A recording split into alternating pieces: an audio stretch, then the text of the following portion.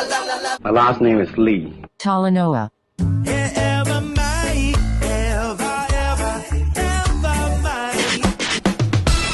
Ever mai, and tune in to our podcast, Lalinoa Podcast. We've got Dr. Joe Takai. Before we start, Joe, Dr. Joe, how are you this morning? I'm good, thank you, Lalas. Dr. Joe, we're here, we're doing a Lalinoa right now, and we'll be doing many of these shows, just talking about the stuff that's happening in the Kingdom of Tonga. I know we'll be going on to many stuff, especially with the health department. But I want to start, Dr. Joe Takai, with the dengue. Oh, yeah. I know there's a lot of people worried about the dengue. News has come up of death with the dengue. Ke tau fōpe e Joe ke tau whiu I whikauraki. Hange ko lawe ko ane nai ke kainga ko lotonga mea mai pa te sio ke ngata be he le teo pa te sio he tau whangi pesi social media ko valponi ono ma ko whiu whikauraki be ke ta whako dengue e Dr. Joe ko confirm cases ai dengue pa ko kainga ko I tonga ko ku mau ko dengue o si au ai confirm cases au ke ahoni ato no ine e peleri o toko fiha. Malo pito e lala koe mauli poti foki koen koe he tomahaki koe ne moftengi oku me tuwa tu ia whaka aho tua ua he wike. So the last report na e tuwa tu ia ne afi but na e pongpongini na u tatana ki hake whakangi information hunga foka ta kalama ko he ahoni ka kusai pito mau inga e update pe ka kai fonua ki he mo ka whanongo ki tunga kono ki ai moftengi he latest so ko nea me ko ki ahoni tawa wen ki tako ni mange au hiva ni mai dai me ka lipoti kun ko na to kwatu he mau me pot nga we he monite na ni mange au valvalu kan go ala ke no ni mange au hiva nima ai ko lipot fa muia me ane afi ai kon ko ta talanoa ka pompongeni so ko confirm case ya ni manga hiva ni ma I foi toko ni manga hiva ni ma ko ni ko foi ka puke fo o wai me tonga tapuni na pe foi ka puke fo tonga tapuni ke toko nima pe toko fitu leva me toko ua leva me vavau o whakakatoa ke foi puke fo o he last 24 hours ka toko fitu e avalisi mai kon ko tau lele mai lala na os holo e 20 ana tawa pita tole toko tolu toko ua he puke fo o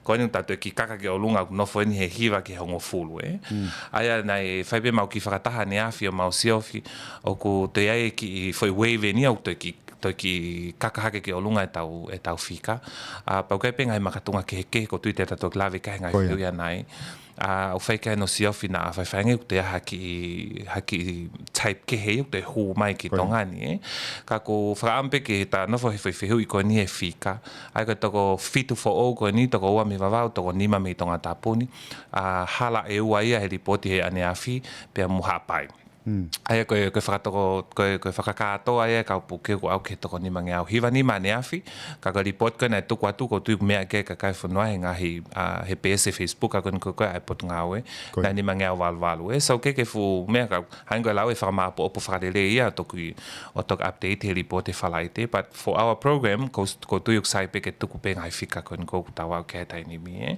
ako ki breakdown ni he numbers e lala ki he mea pike ka kai he fika kone ka mofuteng fo o.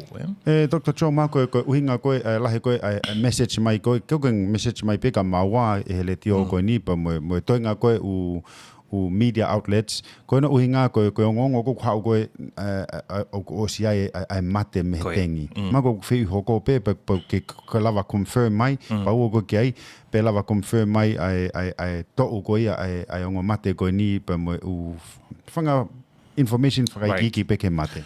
Okay. Before I talk about it, I malolo ko ni he tengi ko to don pe ke tau awe pe ko ki tau mahaki kon ko moftengi ko ni me lahi wesia e ha tau ko ne tau hongo full ke tau tahiva aga tau whanau enu ke yako he samo ke yako he primary school pe ko samo na was he high school.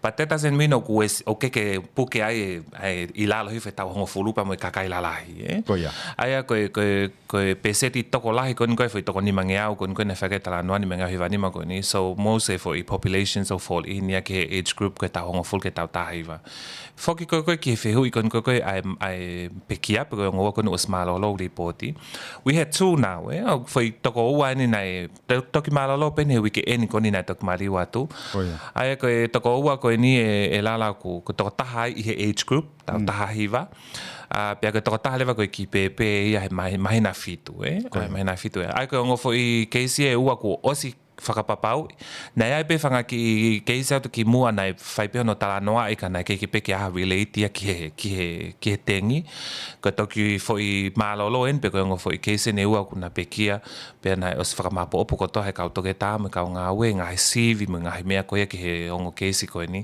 o whakapapau pe ko e makatu unga pe Malo Lahi ongo keisi ko ni ko tengi ko vailas ko ni he mof tengi ai tau maha ki ko ni ulo tonga toa taini ni so o ku mea pe he tau sio ki ai ka ko talo ne tau fe ao mai me fe pueri maasi e peleri ni ko toki mau ene Malo Lahi o keisi ua ko ni kana tau hao mai tau tolu he ngahi mahina mai ko so I think o ku sai ko mea leleia ke ilo o hinga he ku kamata ni ke to mama ai ala pe he ku osianga ka kai ke puke ko ni ka ke na ilo i o ku ke hen petengia o te ke osia me tongan o ke to ton pe ke tau lelei mo tau siofi ngahi fale i ko mai me potunga we alo Dr. Joe, just for the non-Tongan speakers and everyone that's going to be watching this on our social media page, the confirmed cases right now is 595. 2 deaths so far with the dengue. And the age group that's mostly affected, Joe, is? Between 10 to 19 years old. So 10 to 19 years old is the one we have, that's the majority of the cases fall into that age category. Yes. But we've got a few cases reported below 10, and we've got adults as well that are being reported, but it's not a lot as compared to 10 to 19 age. Joe, ke ongo pekia ulava pe mai information ni he right na o mai pe ongo ke sko ni ki fa maha ki o talatala pe whakatokoto pe nawa ki he uoti pe fai pe ngā aue kana e osi tō mamafa pe severe pe the signs and symptoms that they experience, and we did our best fai pe ngā aue lele taha ka whare maha ki one of the cases ki mahina fitu na e transfer ke ICU unit. Pe fai pe hono whenga ke we hope that we'll be able to recover ke 7 months ko ni, but you know a 7-month-old with the virus pe ko to lalo kon ko haki pe fo te ke tau taha te mana tu te ke mature lele ngai organs you so our chances were very low of getting the baby back to life. This is not the first time of Lai moha ke speheni wa ke ICU he tengi. We've had it before. Na pe funky kaule ka he tau ki sisivo ki lau tau nima with dengue fever I he outbreak ko ni that were admitted be transfer ki ICU, but they came out alive. Toko lahi pito kaule ka now come out pe he ICU now mo oi pe he tengi. Only this one, however, unfortunately na ke we did the best as we could, but na ke lava or revive. The other one ke tau tahiva similar picture. Asi present mai pe o siki to lalo to mama fai puke ke to taha ko ni admiti pe ki medical o fai pe ngawe ka to ke takia mo mea, but deteriorate pe to taha ko ni o si Malo Lahi. So again, ukai pe ngahi Lalinoa ku sai to lahi pe te ka admiti unau ata only these two na e fai pe no selfie, but it's a sad story, but we katu ko ni fai pe no whakalele ngā we pe mo hoko atu ke sio I kau puke ko ni ke hau ko ni mo moftengi. What Dr. Joe Takai was just saying is the two that lost their life to dengue. One was a 7-month-old baby, and the other one was a 19-year-old. But Dr. Joe Takai also said that they've had many babies that's come in admitted with dengue, and many 19-year-olds or younger that has come in admitted with dengue, and was successfully treated. And remember, dengue has been here in the Kingdom of Tonga since February, and our first 2 deaths over the weekend in April. And ko ki whewi ko ni Dr. Joe, nā tō tahne ne message mai kau. Mahal pe ko si tonke os ilo pe ka kai whonua ko mahu ke atu pai whewi ko ni o pe mai ka maua. tau ko tengi o vale puk asi. O vale puk ke o vale puk tau hao, o vale puk asi. Ma ko ke fe hui peni ngari whaingo fua ke wheu ko ni ka lahi peka kau ke kina iwo. Right. Poko ko hai tu punga tengi Dr. Joe Takai. Kawa pito lala, this question is very important. Mau inga pite ta noa ki ni he koe oku alu pe whake taimi mo generations he ke pe ilo koe kakai mātua ko he kohiri ko na wanga na tole ilo ki tengi pa ko na osi mama at na tol al hake ko ni younger generation ko ni they will need to know. So tengi fever it's not a new sickness. For all year for us, we're very familiar. Why? Our setting, we are at the tropical setting. Ko ta weather ya ta tolu mo ta all our environment, our changes in the weather here. We are very vulnerable, and we've been like that before. So tropical islands, I'm not talking about Tonga, Kotongani Pe. All the regions as well. Ha more fisi. At the moment, I declare outbreak ka toa mo ngai fonua ko ni I dengue fever. So fingers crossed na ko tau next pandemic any. I'm not chinking anything here, but then most of the countries here tau region are now report ya ke dengue, and it's the season. Nga ko tau fe awat ko ni pe mo hai tau ko ni cyclone season, and also tau fononga tuen ke ta fononga me fai tau mafana ke fai tau momoko lahe uha ta na ki anga vai. So dengue has been here I Tongani for a while. The only difference okay whakakalakalasi lala okay ko vai lasi kon gong ni whakatupunga moftengi there's 4 class or 4 type. There's type 1, type 2, type 3, type 4. Our outbreak, this current outbreak is type 2. It's type 2. And then you may question, the type 2 kimua. The answer to that is yes.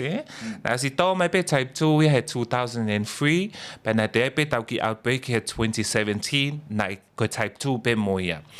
This time is type 2 again.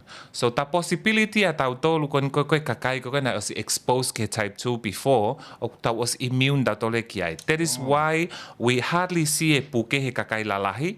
We are assuming, and we know for a fact that sometimes we know for a fact oku.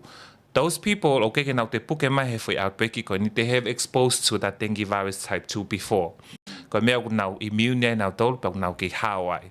Ko fanga ki ko kakai lala ya kon ko now ke puke mai ta ni milala. These are people that were not here in Tonga he time ko na to mai ai outbreak ko ya, or they are non-Tongans. Yes. Ana do foko no sila mo aceleria o ke ai tengi ai. Ko tau tol ko he region o ku ai Pacific ku ai tengi. So kapai folau mai ka matakari ko ni ki Tonga no fana nga mo mea na tu la vengo fo because they haven't been exposed to dengue before. Yeah. So that's one way.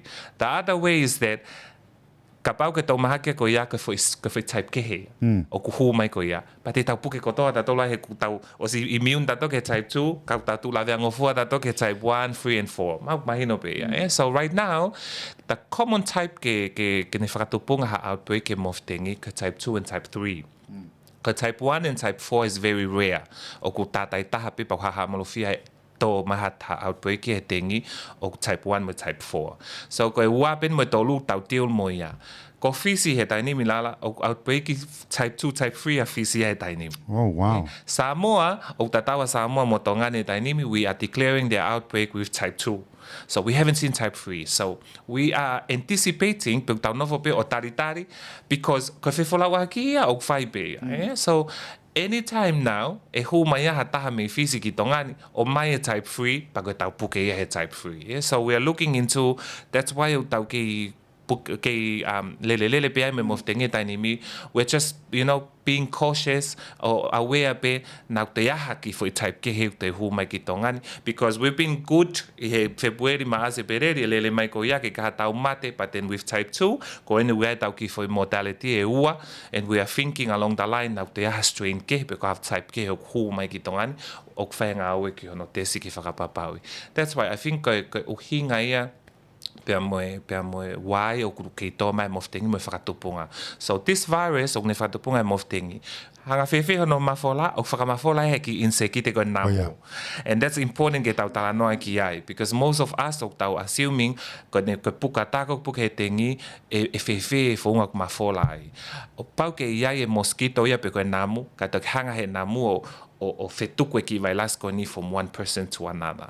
Koe ne punat pe ki namu, when the mosquito comes and bites you, au ka pau ke puka he tengi, if you are the ones with dengue fever and the mosquito bites you, suck out because take some blood from your body and then fly off and stand on another person or when the same mosquito bites that person with the same blood that was taken from the one with dengue fever, that's how the virus transmitted from the person who's sick to the new person. So that's how oku mafola puke koeniso. Te tau talanoa ke he puke e lala, but at the same time we need to also talk about a mode of transmission ai ko mosquito pe ko namu ko ia ni hanga whakatupunga. So right now ko environment ni ia Takai ne mo uia e namu. This is the favorable conditions, and that's why I mentioned in the beginning we are tropical island. Ko uha mo tana ki anga vai mo mea ko ia ko feitu uia mo uia namu, and that's when they do transmit dengue viruses to the people. Just please, Dr. Joe, if you can just translate quickly. Yeah. So you'll just be you talking about why dengue fever, we see it and then we don't. We see it then we don't, especially in the tropical places. And how is dengue fever transmitted from one person to another? So the reason why, because here in Tonga we are tropicals, similarly to Fiji and Samoa, and our weather, our conditions are very vulnerable for mosquito breeding, breeding sites. So with this season of cyclone season and rainy season, there's a lot of stacked water in places, and sometimes we forget, or sometimes we don't remember to remove all those water out from our backyard, front yard, our gardens and everything that can collect water, because those are the breeding sites for the mosquito. And that's why we see them every time. Whenever there's a cyclone season or rainy season in Tonga, we are anticipating dengue because of we've got the vector, we've got the mosquito here in Tonga. It's just a matter of the virus can be from anywhere else. These mosquitoes can be able to transmit it. So that's the mode of transmission. It's because of mosquito vector-borne are the ones that can transmit the dengue viruses. Another reason why we see it seasonally, I think dengue fever is also classified as a season diseases, because whenever the rain season comes, whenever it goes, the dengue fever, the cases will start declining. But the other reason is that they've got 4 types. The virus has 4 types. There's type 1 to type 4. Dengue virus. This time around, with this outbreak here in Tonga, this is type 2. So we usually have that. So the common ones that can cause an outbreak is dengue type 2 and type 3. The rare ones is dengue type 1 and type 4, and we haven't had any outbreak in the past that causes by those 2 viruses, type 1 with type 4. We've always been having type 2 and type 3, and they've always been taking turns, and sometimes they come together.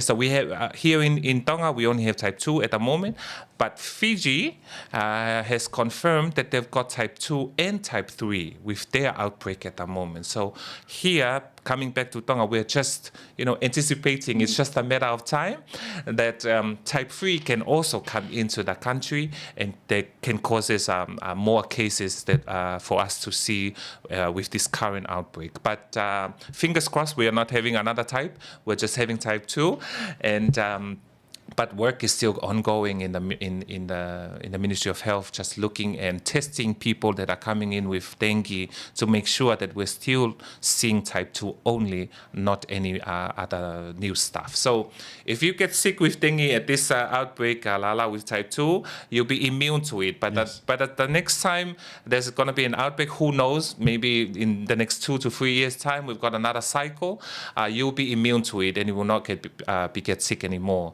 But if it's a new strain, if it's a new type, like type 3, Because you haven't been exposed to type 3, you will be sick again with dengue. It's just because of the types.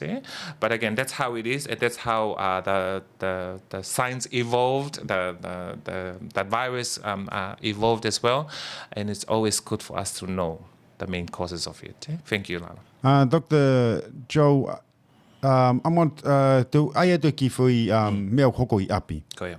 Hange ki wala vea ke api kakai ko ku whanongo mai ko meni hoko I mau api pe mai hoa ha e ke ta te seni tai ka ure ka ke ako no nga ko I di fia ko ha e whangi ngongo ko ni ke tengi pa ko mea bene ma whakahoko ko ai repellent o varia ke ka ure ka pa ave ina to ke ako o waha te Hato mea Dr. Joe ke tau whakahoko ke tau kia kita pe me tau whamiri ki mua koe tau mawahe koe me api ke hao pe me he mosquitoes pe koe me he tengi. Mea, sai apito, koe poini kanau ke o mai lala koe taha pe ngahi whale I whakahi ehe kumauhanga tuku atu ke he kakai. Tata te whito ke tau whanau, tata te whito ke o ke ako mo ke he lotu mo ke ngahi whakataha whakatoko lahi. For I whaunga koe nau ke ngai aki mosquito repellent, that's the number 1. Number 2 is we all mau te advice pe ke nau ngai whaunga ke nau hanga ta off ke oe una to he namu. Ai koe nau tui nau te unga, ai pe ki wala ni Malo Lahi, ta tau pe moe te unga ako, advice pe ke tui haki te unga o ni Malo Lahi ke kawa ai sino kotoa, whapapau pe oku ikai ke ahawhenga maari ke lava he namu e ki ileka ko ia. But then again, we also have to consider taimi afueni e whenga tae ke kaure ke nau tui wala mawhana nau tolu ia mo tui wala loloat ke ako it's not a good time.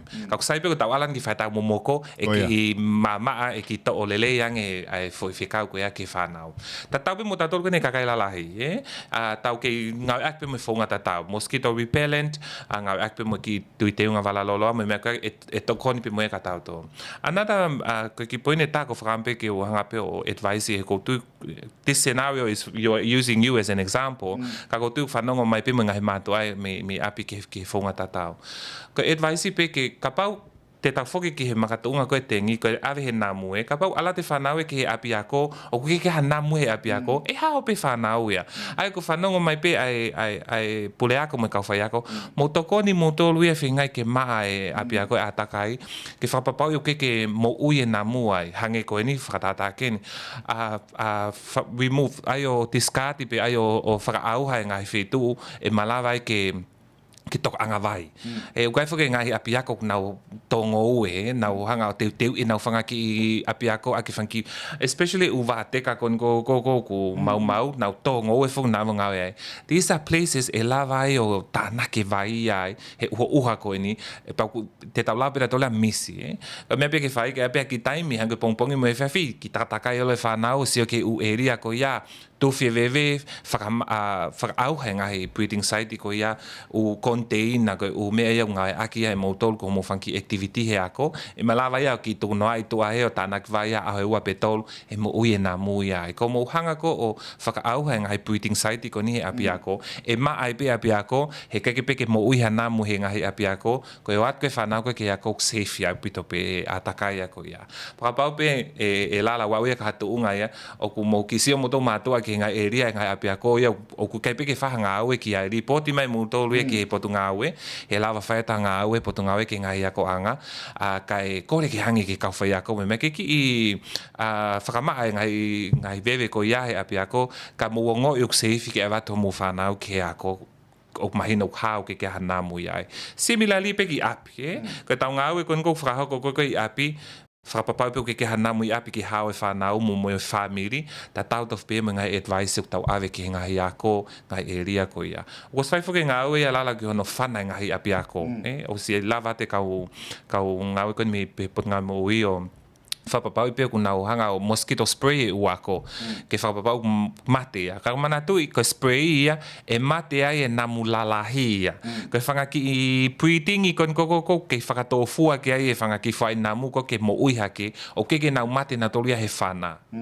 Ko uhinga ke whainga lahi ko te tau whakahoko kono whakaau hai breeding site he mate namu ia ko hono whana I he kau he spray kai ke mo uiha ke whangaki I lava ia mo whangaki I whai namu kon koko ke whakatofua ko he vai ke nau te hoka te nau tole whainga aue. Aka pa te tau tamate ie pa tau te whakaau ha mo e breeding site ko ne mate au pito ia na mu he ke te mo ui ke te lava ke whakamafola I puke ko ne tengi. Mahalo pito Dr. Joe ki mua ko at ko whiwhi hoko. What Dr. Joe was saying on his answer, especially for you to prevent, is one, repellent. Two, wear something that's long sleeve or long in trousers or skirts, and also have a look at the school or churches or businesses that you go and work in and see if there's areas that they will be attractive to have breeding sites for these mosquitoes, and urge the principal or your managers or the church ministers to have a cleaning day where they clean it out to ensure that there is no breeding sites. Dr. Joe has also said that there's already pesticide sprays that's been they've done to most of the schools, but again that only kills the adults. The breathing side's still there, and that's the job that you have to ensure as a principal, you have to ensure as a business owner, you have to ensure as a church minister to make sure that these areas where there's going to be having a lot of group or gathering to make sure that it's clean. And also take that or what Dr. Joe is saying and apply it at home. Yes. The most important is to apply it at home. That's right. And that's the kind of like a preventive advice from Dr. Joe just for the public out there. Ko whiwhi hoko Dr. Joe ko whiwhi ko ni ki he ka pau ke mau kita I he tengi. Ko hai ai step I whikaraki au ke step whakaosi I he mea toi tonke whakahoko he kakai e whanua. Right. Mau inga pito mo whiwhi ko ni lala ko ila mana ke tatanak be ko ngai whiwhi ke tatala no ngai, but it's good. I think ko ne o mai e ngai ko me ne mau sio ki ai in reality he ngawe. Ko puke be wet ni hi au nau ki au to mama kana tole puke pe ko sai pe. Pa ba to mama pe puke ka koe ange ko ni ko mofi pe mo ki felanga ki, and then the next day os recover ko ye. That's fine. Au time ko to mama fatai puke he ko hange ko mofi ko wak fra ilonga ya ko mofi e ki lolo ai lala me ale a tol ke a fa usually o ki ale o wiki taha I mof kene mof tengi, and it's high fever. Okay ko ki ma fana penia, like you know when you wake up o ko ngoi ke sinok ma fana no mofi fever ko with tengi fever, it's high fever. If you measure it haki thermometer ko ki me fo ma fana e ale ma fana ko ya tolu valo ale ki olunga. Remember our body temperature is 37.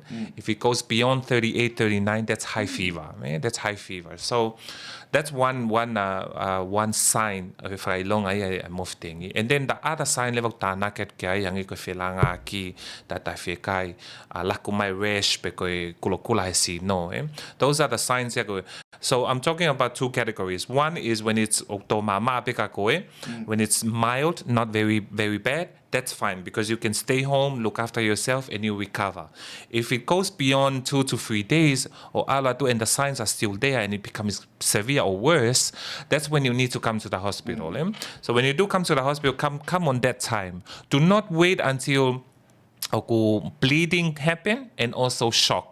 Because shock when you black out, when the persons with dengue fever black out or somehow just drop, in at school or at home, and that's a bad sign. Those are the danger signs. We don't want them to go into that category. So if you feel like the fever is not gone away after 2 to 3 days, and you started to experience any more signs, other added signs like vomiting, stomach ache, and all these joint pains and all, it's not going away after 2 to 3 days, please come to the hospital. Parents, if your children are experiencing that sign and symptoms, please don't hesitate. Go to the nearest health center or come to Viola or go to the hospital in the outer islands if you're listening. Take your kids there so that the doctor or the nurses can see them to make sure that this is dengue, it's not something else. So that's the first thing to do.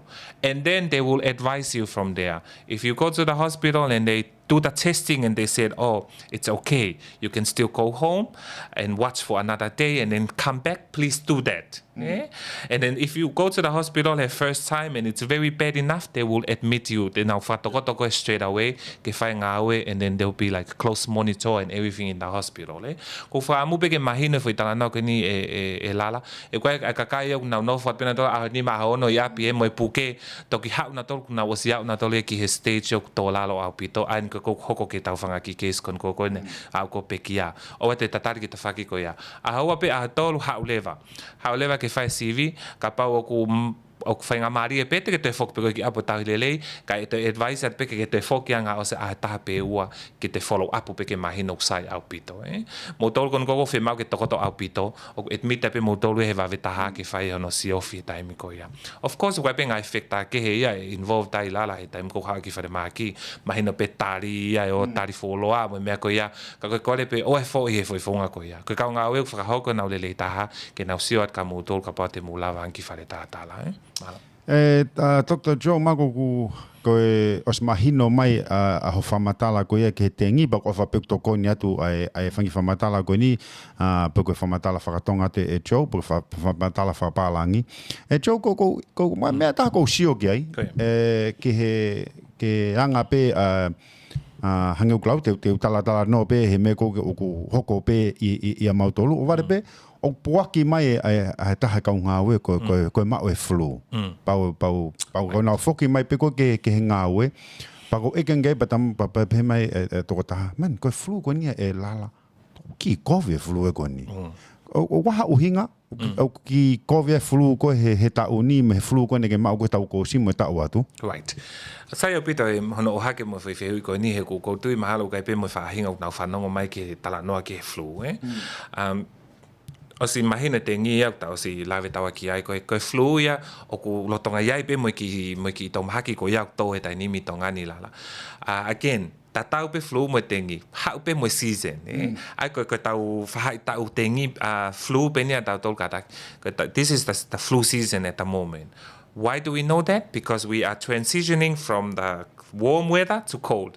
But the mufa toanga kamata ki ha moko he pongpongi even now ke fiafi was kamata pe ke ki moko mai fiafi and it's not like that in hange ko January February e afu tainimi ha moko tainim, and that is why we've got two flu season in a year lala ke fika raki eni tau liliu me he fai tau mafana ki fai tau momoko, and it's usually around this time April May ki sune mantu ko sune si ulai ko tau momoko ia tau toli tongani. We've only got 2 seasons for tongani. We've only got cold and warm. We don't have winter and spring like the ones go in Muli. So those two pe that we have. So that's the first flu season. The second one ko transition ko me he fai tau momoko ke mafana ko ne liliu ko ia me momoko ke mafana ko ki foi feliliu waki ko ia e kamata ke te hau e kakai mo pe mo puke he flu, and that's around October, November or alwai ke hot season I December. So we anticipate for season e ua ko ni e hoko pe he tau ke tau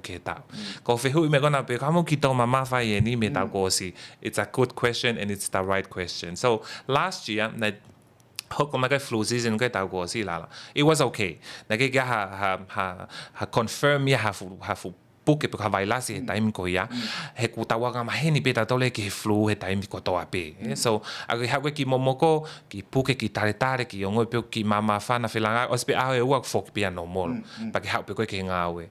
This year we have seen ki malunga nge tala mo flu he taimi as compared to last year he foi time ta taupe, and we have managed to oslava o CV ke whakapapau pe ki haki vailasi ni whakatupunga flu ko ni pe ku confirm mai ki vailas ko ni lala ki vailas ko ni ko influenza virus ko hingo ai motol ko na ki social media lawa te interneti nga aklele ia ke ki research atwa ki influenza virus ko influenza virus is common o hoko pe he taimi ko momoko ka ko taimi ko tau kangai ki ai o ki tō mamafa mai ki puke ko ni ka koe. So this virus o mate ngata au pito pe. Similarly to dengue virus, o hoko pe taim ko pe tatau to pe mo influenza. So influenza we have two types. Type A mo type B. Ko type B en ulo tonga tō mai ki tonga ni he tainimi, ai ni au ku tau lo tonga experience ki tau mahaki ko ni. Pau ki lahi ai ka puke unau aulange ki tō mamafa kana tō mo ni pe. Ko flu ko ni o alu ki ai COVID mana vai. So ai koe mofi, tale hu whanga whatapu, mamahi kia, because sore throat, ala tu peke kau tamai ni ihia o kuki i no e manawa. Especially e kau with tapaka, pa mo ki nau tolu o ku nau vape, this is the opportunity ke tau tala noa ki whenga ma, ki nau tolu koe ni tawhaki koe ni. What I'm saying is that koe risk factor ia. Ka pau ki tō mai pe ki flu e koe ni ka toko taha ku o sai pe maa me halanga manawa, e tō maa pe. Koe ni hau koe influenza ki ha taha o lolo tonga if tapaka lo tonga ia ni mahak tau yang e kau hela me kau tamako ia e ki tau mamafa puke ko ni kana to that's why una walanga ki fere mahaki fe mau ke nau ki manawa kasa o inga he ku ki no e manawa so those are the ke a bit fra ilonga yo puke ko ni lala but it's also good to talk about it e tainimi e ki fenga mali ko ni mamau ke avate message ka mo tolu ke mo ilo ipe not only ta focus e tengi we are also focusing on flu e ke flu season eni pe ki kaka fika ki olunga ale ai kalafi toko lahe kau tala pa mo ki nau tolu o sisivi confirm o kuma na tolu he ki vailas ko influenza virus o ne whakatupunga ai puke ko ne to mahaki ko ne flu. Dr. Joe, ai koe ma koe mea pe teke toki lave mai koe ki ai ke tau tōkanga.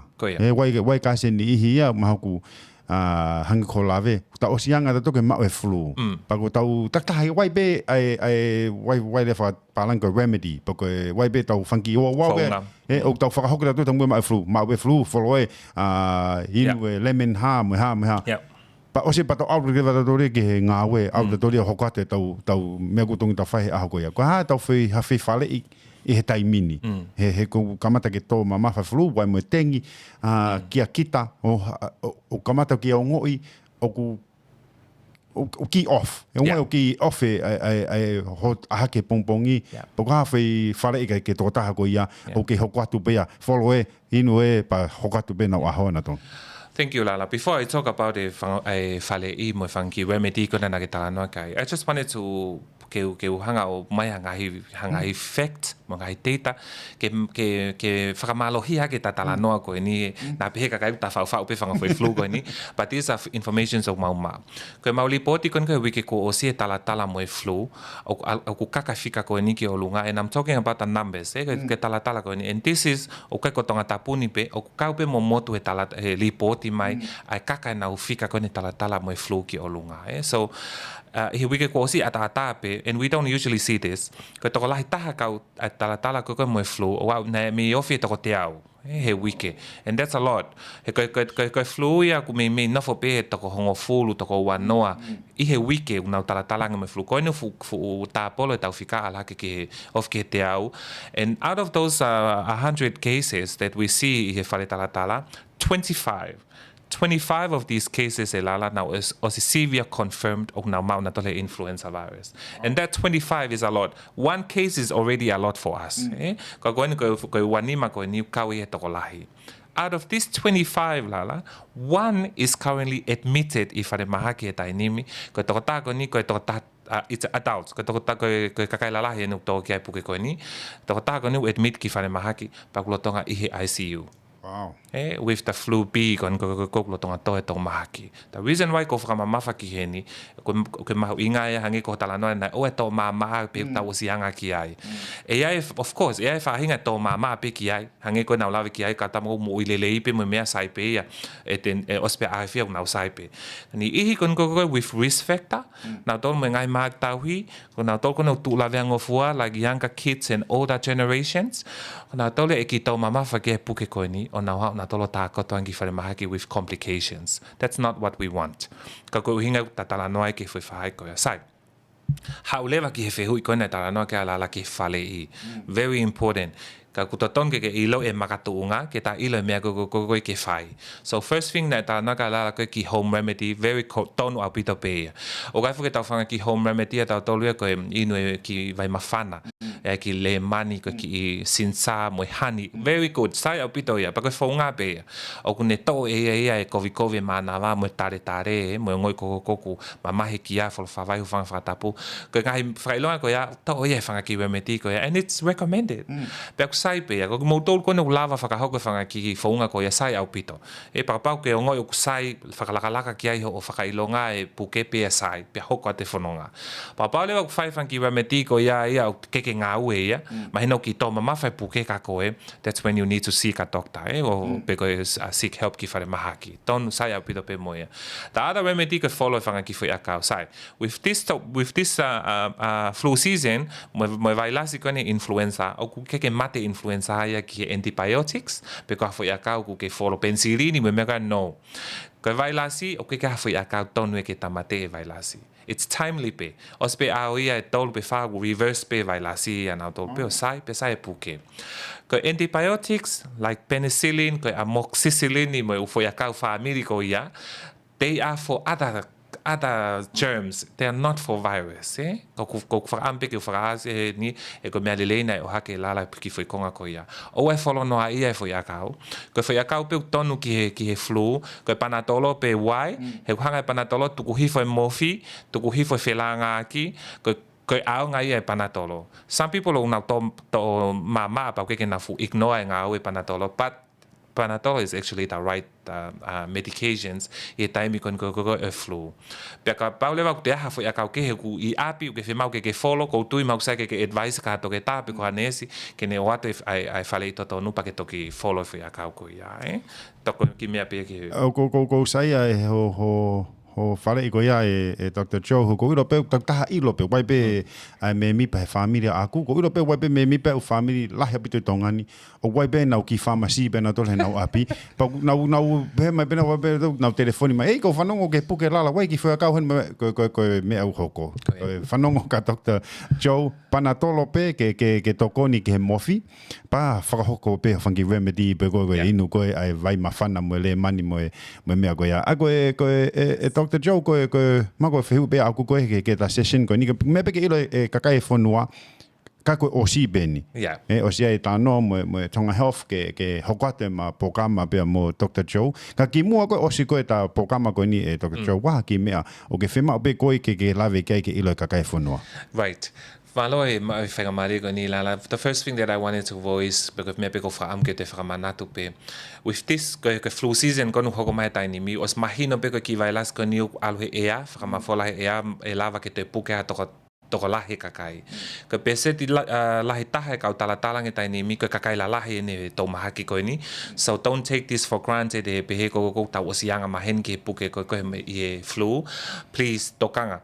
E mai e to mama te ka koe ka e wesia ha ka kai ke feohi moia o ku na val no pop ku na wisfekta na to tu la vengo fo ke puke e to mama fa ka na tol pa na tol te na end up mai ki fare mahaki ka ma tol so please do take note for ta fa ki ka fika wa ta whakafoki ange pe mua ke tau o whanga ki whale I koe basic hygiene ko na tau ngai aki ko he COVID-19. Na tau lawa whako tau whi COVID I ake ngai whakai whi mea lala he tolu urua ki, koe tui e ki mask, pe koe ki malui mānawa. Ka pau ke ngoi ka koe ke tare pe koe ngoi puke, ka oku ke nofo hawhi tu o toko lahe kakai ai. Not only that you're saving yourself, and you're saving other people as well. Tui ho ki mask, ura ki ia. Whika ua whano mau pe, because you never know. Ka pate ke ki tare koe ko honi ma pa ke whatoka ngai koe ke whano ka ke alat koe ka hatoko tā ke mana tu e la vai ki vai lasko nio ma fola e puke ai because of that airborne mo contact so tokanga pito ki whika ua e whano whika tolu keep the distance e tau te whoki peke ta whaki ko ia he ke fu emphasize au ia ke hange koe COVID but it's common sense ko te puke pe pa te ngok te tare pa te ki tau he wama mao me toko taha koko wof mai ka kita even when you go out ka pau ke out ka hawhi tu whakatoko lahi ka wato ngā ko toko lahi puke ko ni koe ka ko matua tangata tala talangi mo ki mo ko pa ko talat ko whakasisi fo yo pe ke whiuhi anga taka lahi ko ne fo itare pe ko ia lala ko puke kotoa e pe ko hongo fulu ko naulo tonga whiuhi wao fe time ko ia so distancing so three things ko whakaam ke te to o mai ia ke tau talanoa ke pa ko tui lala te ke tau hanga e pe emphasize e pe whiuhi wahai ko ia he flu season ko ni ka pa ke tokanga ka kai ke ata information na tatu ko atu kana tokanga pe ke foi mea tau ko ni tui haki mask whanofano pe tau he wama mao, te tau lava tato whakasisi e puke koe mo e flu ke te alu ke te lahi ange. Pakotui, koe ki whika ua pe mo ki mea whakaosi pe ko whakaamu pe ke te hanga pe whakamamafa ki fwoi whainga maari e koe ni. But, like Lala said, te matoi hoko ate polokalama koe ni, ke te whakamamafa at mo o ata ngai whika whakamui taha, ke mo awea pe ke te unga koe no ku iai, we're not doing this because o ku koha mawhanau talanoa pe ha mea ikai. Koe ma whakahoko e ni, o ku iai tokanga ma ke mo ilele ka kai whakalu fua e whonua, mo ngahi whika koe ni ko si au ki ai no mui i mai potu ngāwe ke whahatala noa ki ai. Dr. Joe, ki mua peta ose ta pokama ka pate ki te lava peo ki repeat e whi o wawe tolu koe ni in English. Right. If we can get the free tips in English, especially with the flu season that's happening right now for the non-Tongan speakers. Thank you. I think it's also a good opportunity to emphasize the fact that we've seen this type before, especially with airborne. Influenza is similarly to COVID-19, that the virus is spread through air. So in order for us to protect ourselves, the three things, the basic things that we highlighted during COVID times, and I want to emphasize it again for flu season. One is wear a mask. Please, if you are sick, if you have the signs of flu, like fever and cough, try cough, whether if it's dry or productive cough, wear a mask. Not only it protects yourself, but it also protects the people that are living around you and they are close contacts with you. So one is wear a mask. The second one is hand washing. Make sure we've got a lot of hand sanitizers in places. You walk into office, schools, even church. They've got hand sanitizers there. Do that. Do that every time. Make it a habit so that you are used to it. We did it before. I'm sure we can do it again, Tonga. Number one is the mask. Number two is hand washing. Number three, keep your distance. If you are sick, the advice is stay home. If you are sick and you are, let's say you are a person that you're going to school or going to work that with a lot of people that are around you, it's better for you to stay home. Again, protect you and protect others that are surround you. Keep your distance. If you're in an office where there's 4 or 5 people and you are sick, wear your mask, you stay in your corner. It's not isolating yourself, but it's more like you're keeping your distance, you're respecting others, making sure that you are also saving them, that they're not sick as well. It might be funny talking about it now, but then it's always good to emphasize those 3 tips for our flu season at the moment. Like what Lala said, we will repeat this again and again to make sure that everyone is looking after themselves. Thank you very much, Dr. Joe Takai, and mahalo bito he tapo kama honi. Malo.